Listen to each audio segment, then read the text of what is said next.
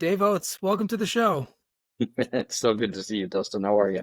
I'm doing well. I'm very happy to have you here. I know we've had a discussion before about some of the things in your career journey and what you do. But before we jump into some of those things, could you just briefly announce yourself and tell us a little bit about who you are and what you do? Sure. Thanks for the time. I'm Dave Oates. I do crisis communications, crisis management, crisis PR. So I'm the guy that business owners, executives of nonprofits, organization, big and small, call when their reputation is being called out in some sort of public forum, right? Whether that's the employee water cooler talk, whether that's on, something like the Slack channel, or in the press, Instagram, TikTok, LinkedIn, Facebook, Glassdoor, Google, Yelp, Facebook, any sort of public discussion that is getting people to question whether they should work for you, do business with you, partner up with you, invest in you, donate to you. I'm the guy that usually comes in at those moments and helps them set up a communication plan so they can get back to normal operations and give a little space so they can fix whatever the issue was, even if it's simply miscommunication, and stave off what could be, in some cases, a real detriment to their ability to continue on in the same fashion they were before. And I'd love to jump into some of the specific stories. You don't have to say any names or companies. You can limit that to whatever you want. But before we do that, could you talk a little bit about your origin story and your journey getting into your career? Because I think it's a fascinating experience. Yeah, I appreciate that. Right. So everybody asks, like, well, how did you go to school for this? And not in the same way you think so, right? I got into this profession in kind of a bass backwards way. So I was a Navy officer and turned Navy public affairs officer. So after getting an ROTC scholarship and served as a midshipman in college setting, I got my commission, came out to San Diego and was training to drive ships, combat and engineering roles. And on my first ship, which was a guided missile frigate, I got the opportunity to take on a collateral duty, an additional duty, in addition to those other roles, and happened to be the public affairs officer. And I was like, sounds great. Not exactly sure what that means. So I started to find out what the job entails. And it was essentially being able to showcase and tell the Navy story through the eyes of my ship to not only the public through when we would go to ports of call and arrange tours and talk to media and pitch stories and things like that, but also to the internal audiences, to other sailors about how our ship was doing and how we were affecting essentially the United States Navy's mission in our own little world. And that included helping my commanding officer convey information to our crew. And, it was one of those aha moments when you're, in your mid 20s and you're like, whoa, wait a minute, this is exactly what I want to do with my life. I was a poli-sci major.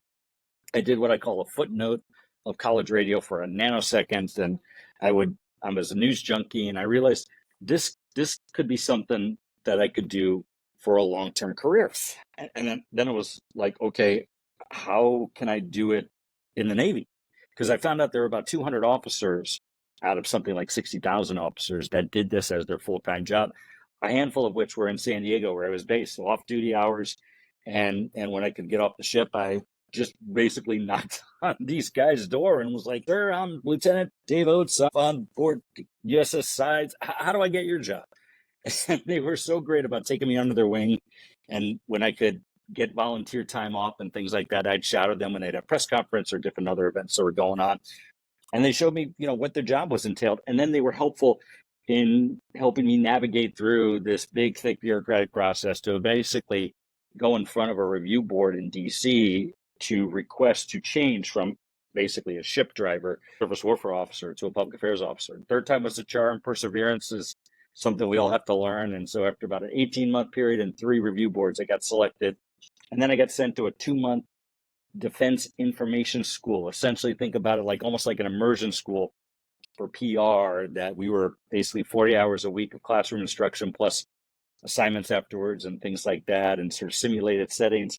In an 8-week period, I got what would be considered in many universities like a degree, and then got thrown right back out to the fleet. I mean, I'm in my late 20s, and the best job I had, I think, I had some really cool jobs. I was in Haiti for 6 months as a spokesperson. Not that Haiti's a great place to vacation, I'll tell you, but it was a great learning experience for me.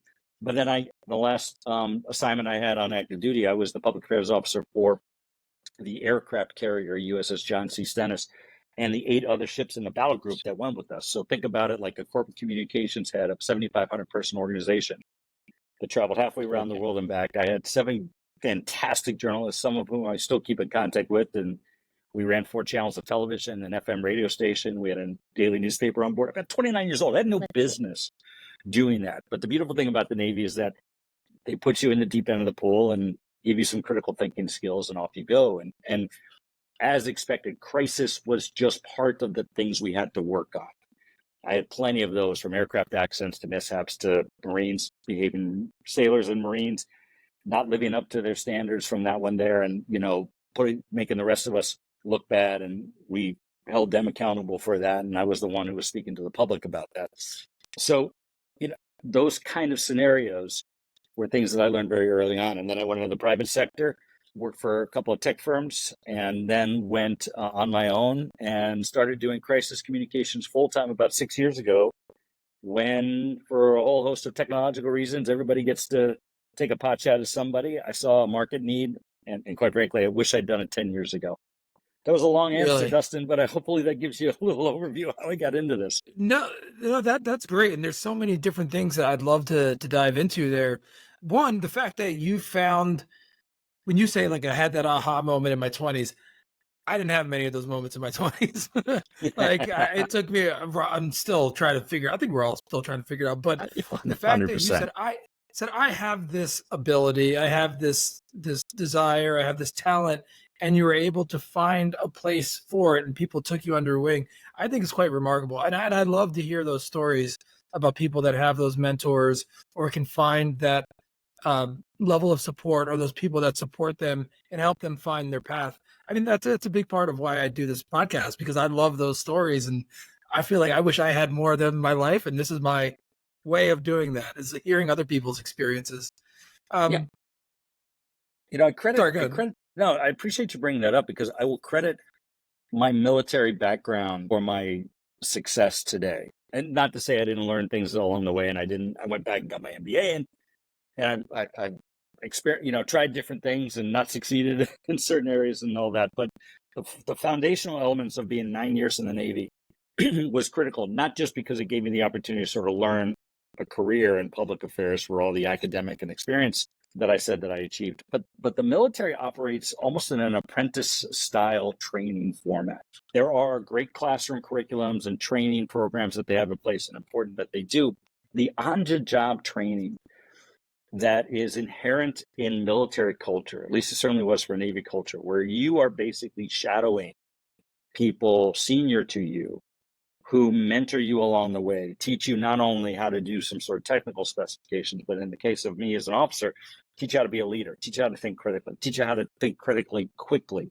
And that critical, quick thinking is directly translatable to what I do now, because unlike, proactive marketing PR strategies where you can create focus groups and surveys and you can sort of test market different things, if something goes down and people are squawking about it, or you get an inquiry from a reporter, you don't have all day to think about it. You oftentimes have an hour before something's going to get posted and go viral, and that narrative gets set, right or wrong, whether you agree with it or not, whether it should be taken as fact.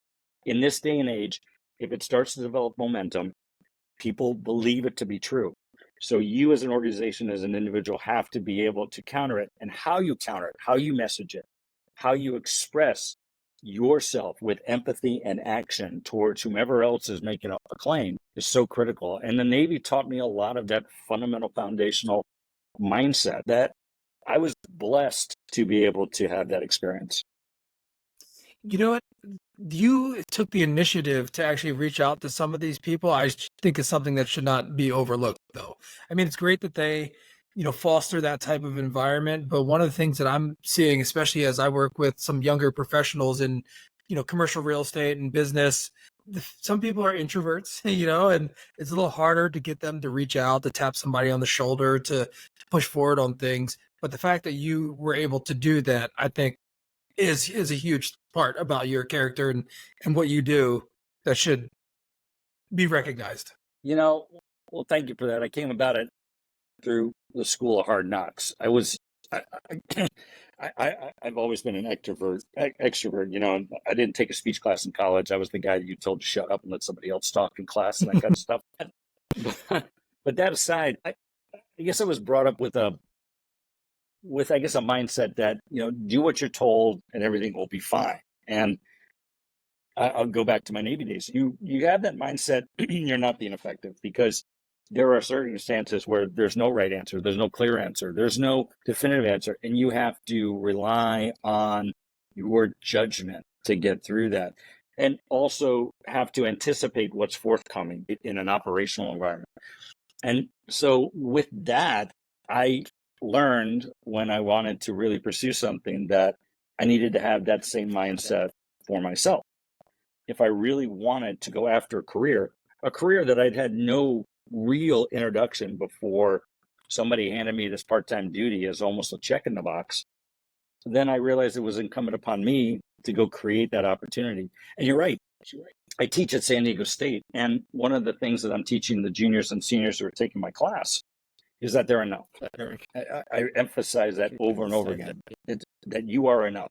That doesn't mean you know everything. You don't know half of what you'll need to know, but you are enough to go and find it out, and it's not going to come to you. And if you can instill that mindset on that ability to take a chance on you, the rewards are so greater. But to that end, and I'll just end with this thought, we have to change our mindset as to what it means to not succeed. We don't succeed more often than we succeed, and that is perfectly okay. In fact, I would say not succeeding is actually a success in and of itself, because you learn what not to do. The only time you fail, and that's a different word for me, is when you give up on yourself, when you don't try, when you don't put forth your full effort, right? Thomas Edison, I forget how many, I think it was in the thousands, right, of attempts he made to create the light bulb before he was successful. And people were like, oh, weren't you discredited, or weren't you disheartened every time you weren't successful? And he said, or every time you failed? He goes, I didn't fail. He said, I just learned 1,900, whatever it was, right, times, ways to not make a light bulb. So we have to have that mindset. And I think that's true regardless, whether you're in real estate, whether you're in my profession, whether you're, go and pursue any sort of thing. You've got to change the way in which we view success and failure. Yeah, even the definition of success. I mean, there's so much to unpack with this, because number one, that growth mindset, and there's a meta skill here that I think is really important. That's learning how to learn, right? So no matter what situation you're in, like, you'll figure it out, or you'll find the resources to figure it out. And I feel like that's something that is practiced. And what you talk about is like the not succeeding is, there are steps to get there, to your growth, and you're constantly in that state of growth. However, I can say I would like to not succeed a little less. Well, I don't know if that's the best way to put it. Sometimes it's like, okay, I got a lot of lessons here. I'm good. I got it. No, I get it. Like, the saying, the universe only gives you what you can handle. I wish the universe would stop thinking I'm a badass, right? That kind of stuff, right? But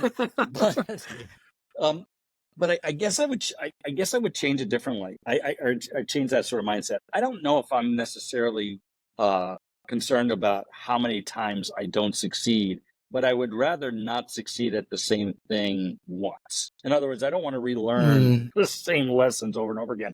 And look, I'm not speaking from a holier than thou attitude, right? Professionally and personally, I have my cuts and scrapes and bruises, and I have the scars from the repeated times I had to experience something before I went, yeah, maybe I should stop doing that, right? And so we all have that. But to the extent we can avoid having to relearn something, I think it should be our goal. If you don't succeed any less, the question that I have is, well, then are you trying enough, right? Or are you getting complacent?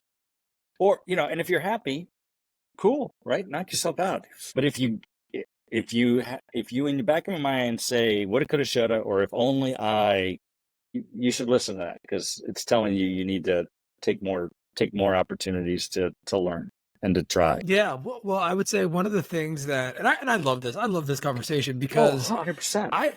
I like trying things. I like pushing the limits, and not in a way that's, dangerous in any way. Not like that, because I don't ride Yeah, yeah, yeah, motorcycles. yeah, I yeah, don't yeah, I yeah, don't yeah. skydive. But Jeez. like pushing them is like, hey, I like that. I want to try that and give it a shot. And I feel like sometimes I'm turning this into a therapy session here, but sometimes in my life career, it's like, well, maybe if I would have just stayed on this straight and narrow path, I could have been X or success or made more or whatever those things are.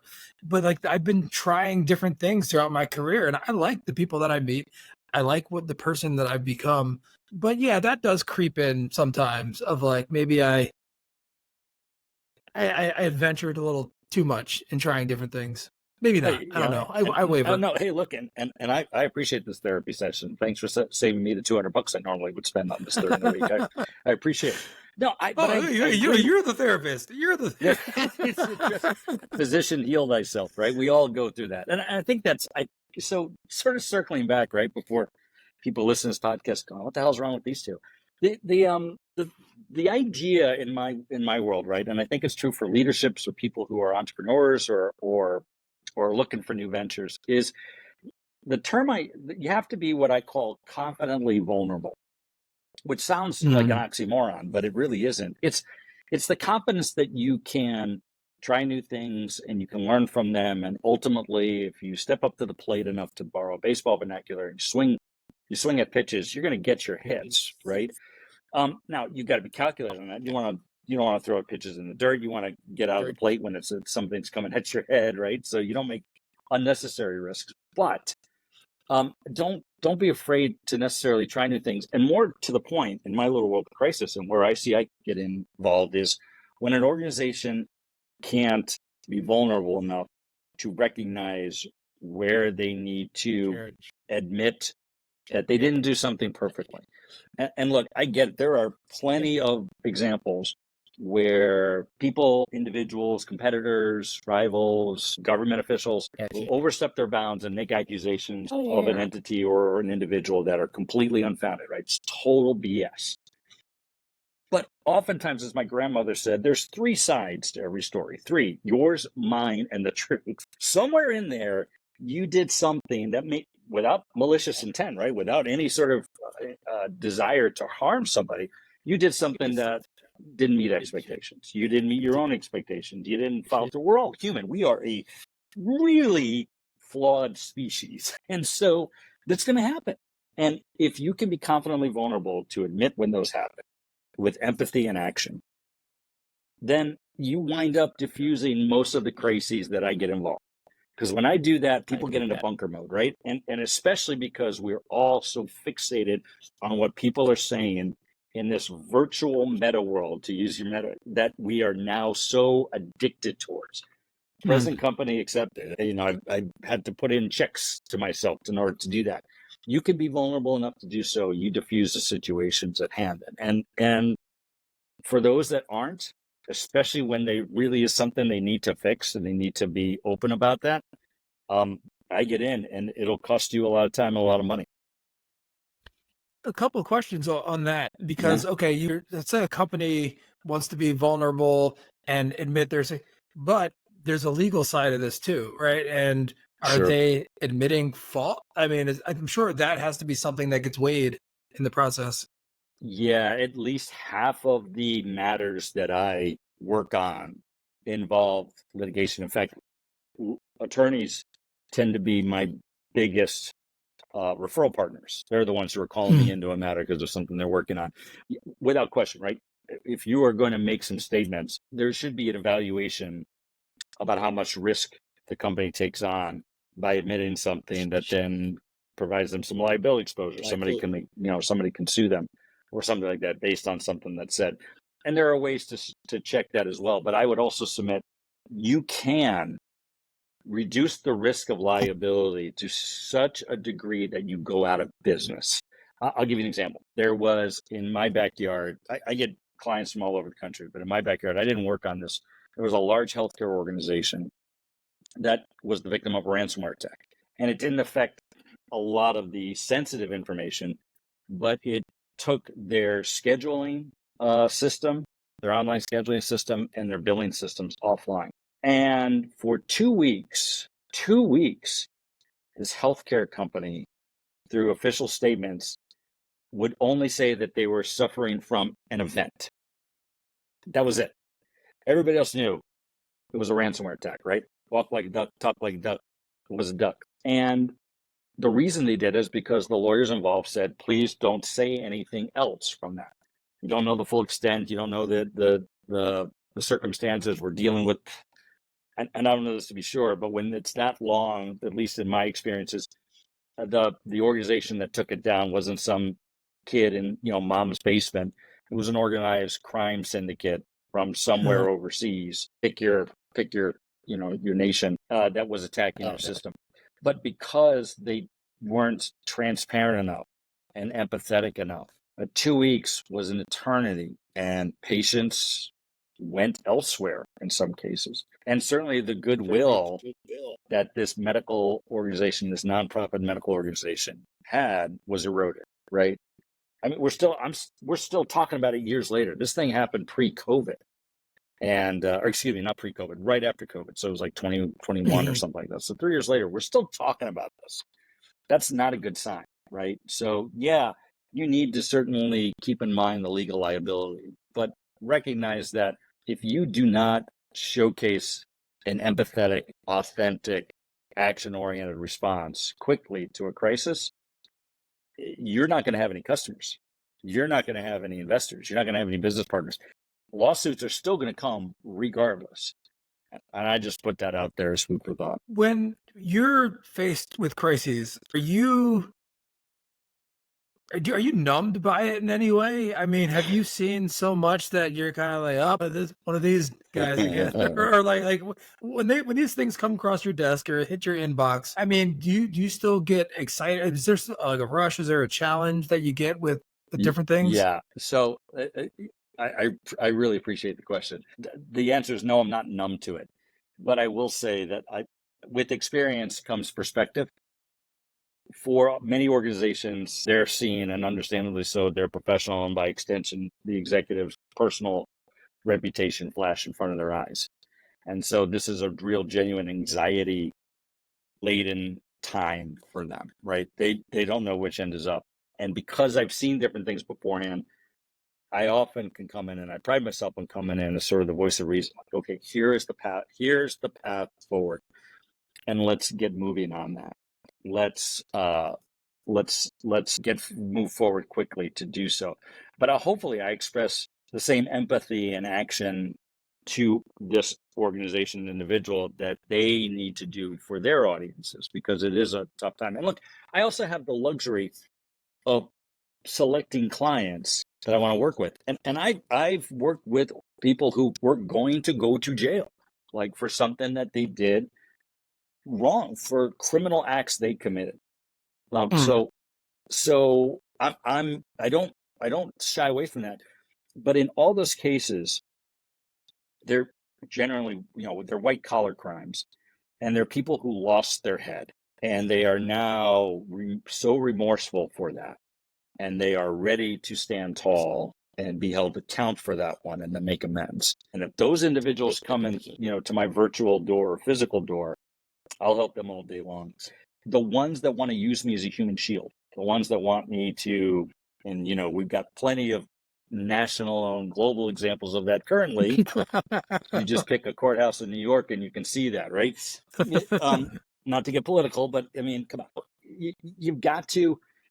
You've got to sort of check yourself, because I will not put myself in a position where I don't believe the client, right? And I'm not a public defender, so I don't have to represent them. I can throw that fish back in the water.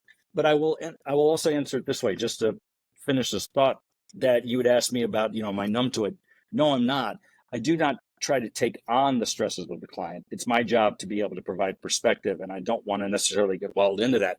I will say I've had to check myself, and this is something I've had to learn over the last few years. I need to make sure that, because things have to move so quickly and time is of the essence when I get hired, I don't want to turn the rest of my life into a crisis, right? And I would find myself, and there's a whole bunch of backstories I won't get into, but like a light bulb might be out in my house. And I was like, oh my God, we got to fix that. We got to change that right now, right now, right now. Really? Right now? Does it really need to be right now? It's a light bulb. Like, take a moment, right? It's okay. I found I was doing that. Like everything became an imperative. And so I've learned emotional and mental health disciplines to check myself to make sure that it doesn't spill over. Because when your wife looks at you and says, you are being a world-class a-hole, you should listen to that. So that's at least my experience.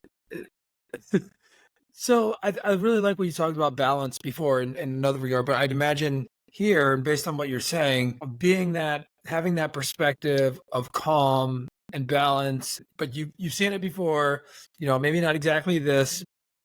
We have what it takes to get through this. Mhm. I think that's a really important way to conduct yourself and your business. I mean, similarly but different. I remember one of my knee injuries, 'cause I blew up both of my knees at different Ooh. times. Yeah, it sucked. But I Yeah, remember it did. going in to see the doctor. It was the second knee, and because I tore both of my patella tendons, and the Oof. doctor was he's like, "Wow, I've never seen this before." I was like, "That's not what I want to hear from my Yeah, doctor, yeah, from my exactly. surgeon." Even if I know what he meant, he's like, "I've never seen anyone do that to Yeah. both of their knees." I know what he meant. But still, it's like that's not what I wanted to hear coming into No, this to office. your point, I mean, like there've been stories of late about, doors falling off of airplanes, right? And all things like that. And Yeah. scary. But you fly in a plane, there's a bunch of turbulence and things are bouncing around there, and you can see, you feel the tension rising, right? In the cabin. And I always check to see what are the flight attendants doing right now. And if they're calm, I'm calm.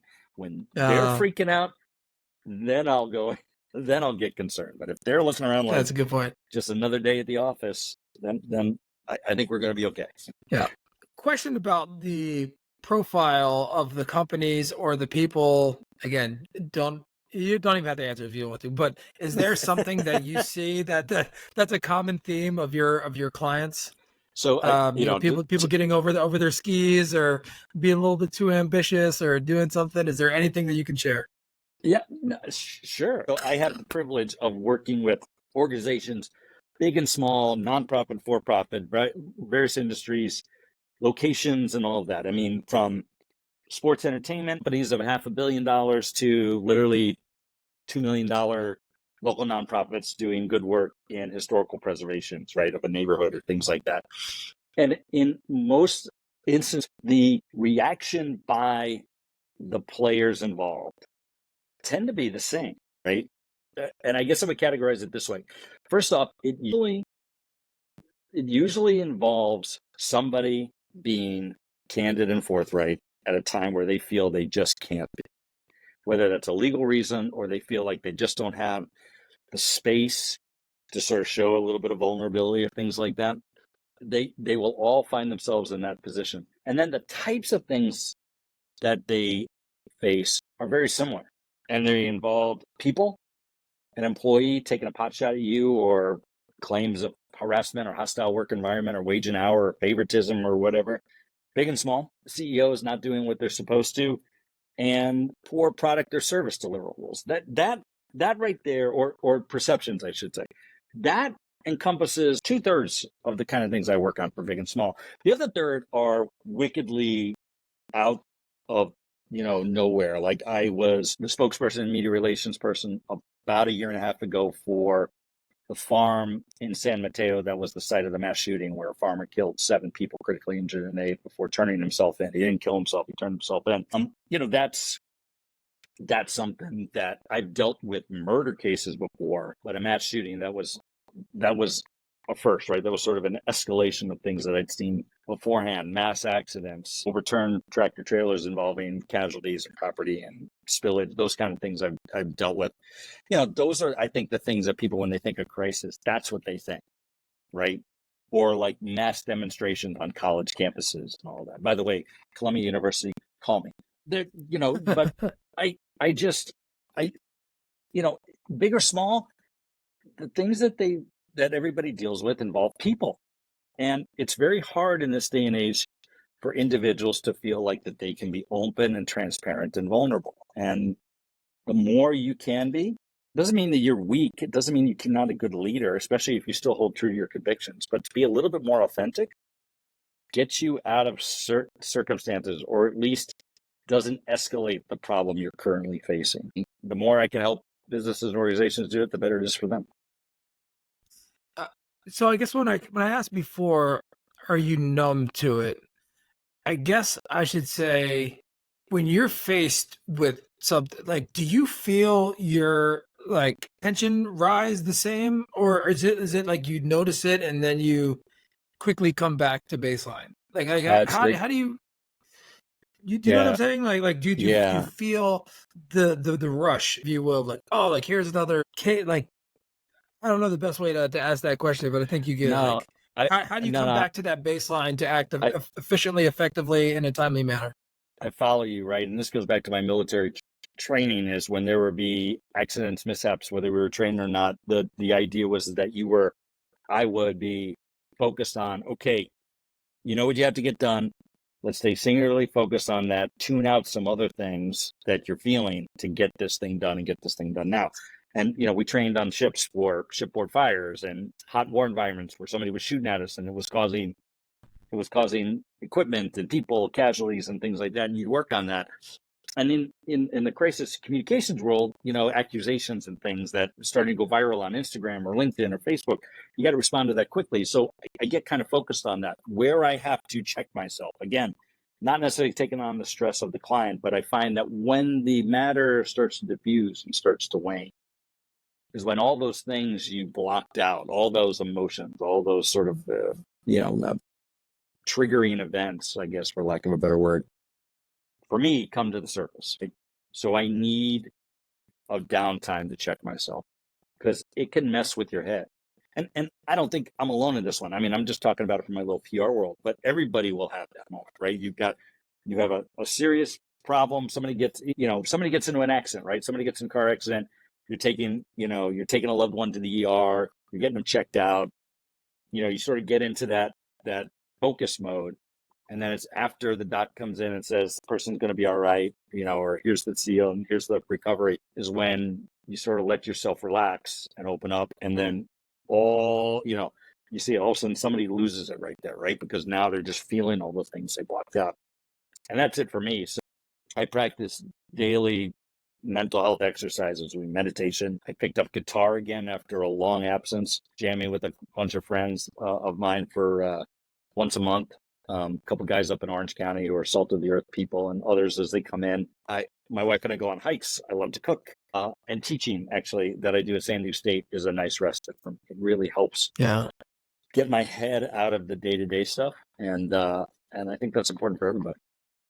So we touched on a lot of different things here. So when you mentioned your teaching experience and what you're doing, is there any common theme, maybe something you already discussed today? Is there anything that you really are seeing that's resonating with the youth that you're teaching, or the students that you're teaching? Yeah, I've been, because it's, these are juniors and seniors, like I said, and we talked about sort of their willingness to take risks. But what I'm trying to convey to them is the idea of, you don't have to know everything right now. You're not supposed to know everything right now. And I think there's this fallacy that because they're 1 to 3 semesters away from graduating, that they're deathly afraid of what it is next, because all of a sudden there's no syllabus, right? There's no schedule, there's no timeline. And for some of these students, they've been regimented in the school curricula, since they were in first grade, right? Things were scheduled out for them in such finite degrees that all of a sudden when they graduate, somebody's like, yep, congratulations, here's a paper, handshake, put your tassel on the other side and go. And they go where? I don't know. It's all for you. And they don't know what to do, right? I had one student, she has a great line. She was telling me, because she's getting set to graduate, and she goes, I don't know where I'm going, but I'm trying to get there. And I thought, that is flippin' brilliant, because what she's going to do is she's going to try. You're not supposed to know. It's okay. I think that's the common theme. And I remember that to some degree, though it was a little bit different for me because, I had an ROTC scholarship. So I knew that if I graduated, I was going to raise my right hand and be commissioned as an officer. and I kind of knew I was going to go drive ships. So for me, it was when I left the Navy on active duty and I got my first job in the private sector working for tech PR. And it took a couple of years for me to sort of get my feet wet as to, well, where is it that I want to go with this career? You know, a lot of people said, well, why don't you just go government PR, go civilian military PR? Because there was a bunch of opportunities there. And I was like, well, I know I can do that, but let me try my hand at this. And trust me, I had anxiety for the first couple of years trying to figure it out. And as we talked about, I'm still trying to learn, right? I'm still trying to figure out what it is I want to do when I grow up. But I can't imagine doing anything else there. But if you had told me as a 30-year-old self 24 years ago that I'd be talking to you, talking about crisis communications, my own services with national footprint, right? I would have said, you're nuts. It wasn't like that was a pipe dream that I thought I'd never be good enough for. It wasn't even part of my thought process. Like, what? Yeah. I can do that? I guess so. I mean, you know, dating myself here, but 24 years ago, you know, MySpace wasn't even around, let alone Facebook, for crying out loud. Like, we didn't know what social media was. We barely had flip phones, for crying out loud. Well, that's one of the cool things about, being able to develop your talents and your skills in a way that is in line with who you are as a person and how you move. Because, when that opportunity meets and the timing is right, I mean, you don't know what you don't know, and things that don't even exist yet. Maybe you are building yourself to be ready for something that's not even here yet. So It's 100%. it's pretty cool. 100%. Yeah. Well, since you brought that up, preparation, preparation is luck equals preparation plus opportunity. Who knows what life will bring us, and we just have to embrace it. But since you mentioned, I didn't even, if you could, in hindsight, and you mentioned some other things like wild, just put it out there. If you could do anything, you're do it over. Like, oh, I would like to be able to say guitar player or a teacher. Or is there anything else you could see yourself doing, like as an adult, or right now in your life, besides what you're currently doing? Yeah, people are like, well, what else would you do if you weren't doing this? I can't imagine doing anything else that would be as fun right now, right? For a whole host of reasons. Mhm. But it's like, people are like, what other interests you have? Community theater, play-by-play for minor league baseball, right? Like, on a streaming app, or, Major League Baseball, if that was the case. Though they travel way, way, way too much. Like, I traveled. I was gone from the Navy. I like being home with my wife more often than not. Thank you very much. So not doing that, right? But like executive chef coaching, but the thing about all those is I love the fact, and teaching is one example, right? I love the fact to do that there because they're hobbies. They're hobbies for me right now, right? I cook when I want to cook. I play when I want to play. I teach 1 or 2 classes a semester, and none of those, I think they're fun because none of those require me to generate a source of income. I mean, you get a little bit of compensation from the university, and believe me, the money's not the reason you go into teaching at the university setting like you would for anything else. But I do it because I enjoy it, right? And the journey's there. But yeah, I got a ton of other things. So whenever I decide to be done with this, which I can't see a day when that happens, but whenever I'm done with that, I got plenty of other stuff to do. And by the way, travel with my wife, thank you very much, is also on the list. We're going to do some other traveling later this year, and I so look forward to that. And, I can do my job from anywhere. And that's the beautiful thing about it, too, is we live in a day and age where I wouldn't have thought about that, but because we're all connected through the interwebs, I'm accessible wherever I'm at, and I'm grateful to be. Yeah, well, and the paints by which you do your art aren't going to run out. Like, there's always going to be crises. So We are an imperfect species. I mean, I say kind of, facetiously, not facetious. Just kidding aside, I say, I have full faith and confidence in the human species to continue to say and do inappropriate things in inopportune times. But that sounds and a have little it be bit crass. captured online, Right, and have it be shared especially online. Yeah. nowadays. My God, but that's not to be judgmental on people, because believe me, everybody's got something going on. Everybody's got a skeleton. I don't care who you are. Everybody's got a skeleton, and we live in a day and age where we sort of get that amplified. I think because we all feel overwhelmed. So if somebody else falls and trips, there's a lot of people, not me, but there's a lot of people that rejoice in that because it validates their own hesitation to take chances, right? Dave Chappelle had a line or whatever. He goes, when a hero stumbles, the cowards rejoice, because nothing makes a coward feel better than to see a brave guy fall. And and there's truth in that, right? But truthfully, we're just an imperfect species.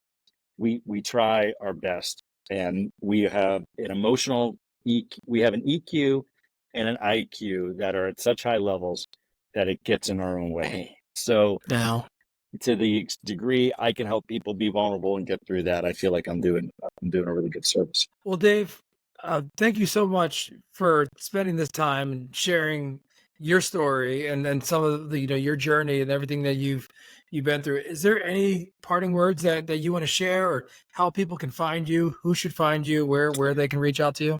Yeah, I appreciate that, Dustin. This has been a blast, by the way. It's been one of the best podcast discussions I've had in a long time. So I Yeah, this is appreciate fun. you This is fun and stuff. having me on there. You can Google me, Dave Oates, Crisis PR. My LinkedIn profile comes up. My website, PR Security Service, comes up, and a bunch of other things. But Dave Oates, Crisis PR, Google me. I will pop up. You can find me in all whole sorts of ways to do so. But the parting word that I guess I would leave the listeners with is it's not as bad as it seems. And if you are vulnerable enough to address it, you will be able to get through it. I have not. It doesn't mean that there's not going to be some pain involved with that, but I promise you, you can live another day.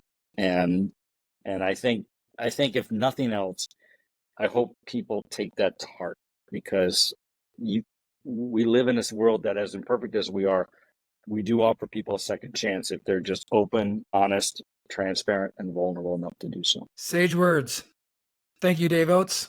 It's been a pleasure. Likewise, Dustin, be well.